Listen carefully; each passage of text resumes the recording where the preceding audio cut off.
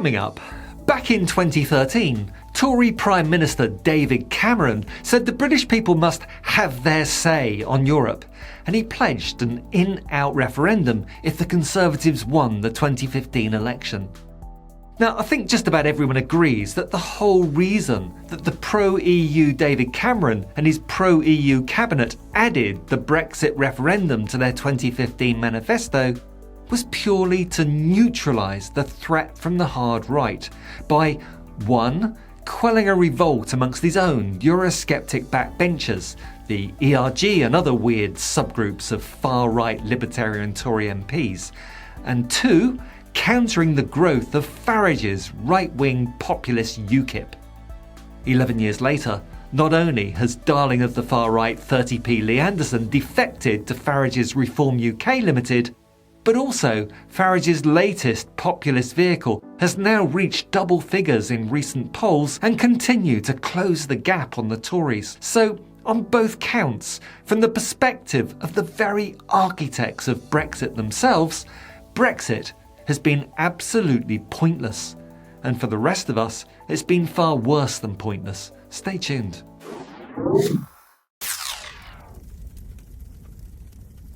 "11 years after Cameron's reckless proposal to hold a simple yes-no referendum on an incredibly complex issue, and the internal Tory problems it was meant to resolve have got infinitely worse. Alongside having a catastrophic effect on the British economy, trade intensity, and depriving British citizens of the rights of freedom of movement, the ability to live, work and retire in 27 other European countries. Not to mention the loss of protection of EU minimum standards in the workplace, for freedom of expression and for environmental factors including sewage in our waterways. But that's where we are in 2024. Though, at least we do have our new blue passports, designed in France and made in Poland.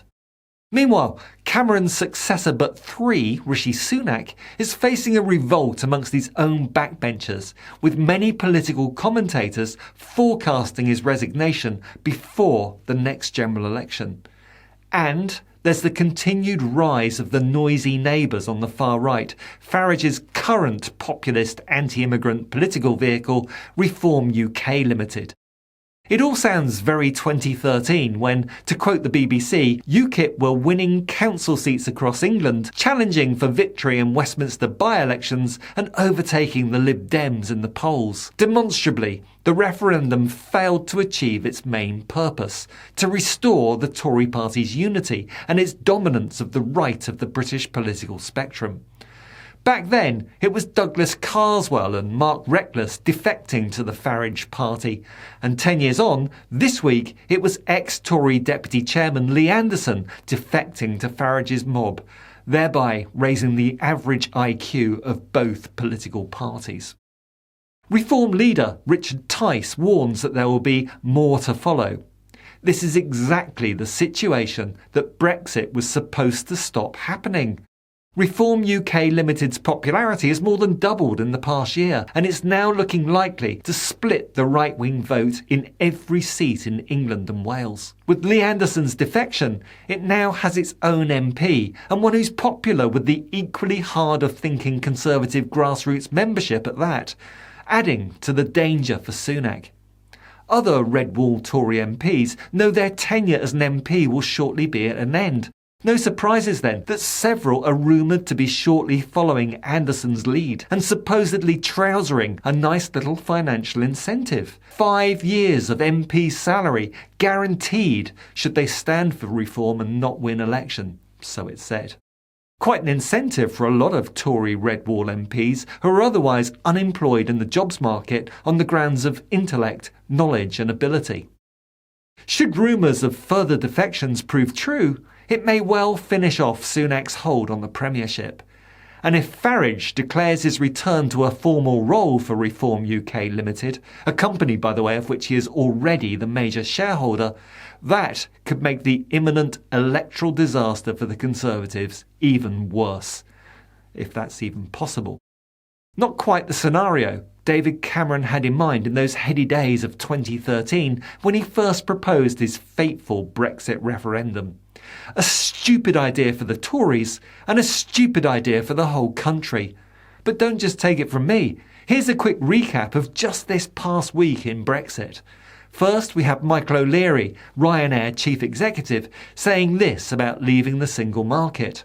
The greatest act of economic self-harm perpetrated by any Western government. The dumbest fucking idea in history, delivered by the dumbest politicians in history. Boris Johnson and Nigel Farage are lunatic halfwits. Then we had the government's own Office for Budget Responsibility confirming that their forecast of a 4% Brexit hit to the UK economy has so far proved accurate, and they expect it to remain accurate. At the same time, they published this graph confirming that the post-COVID recovery in UK import and export levels, known as trade intensity, lags behind our G7 peers based on figures from the OECD. And Brexit cult members would do well to bear in mind that those G7 peers also went through COVID and are also affected by the war in Ukraine and the conflict in Palestine. But in case that's not clear enough, along with the graph, the OBR helpfully added this comment on ex-Twitter.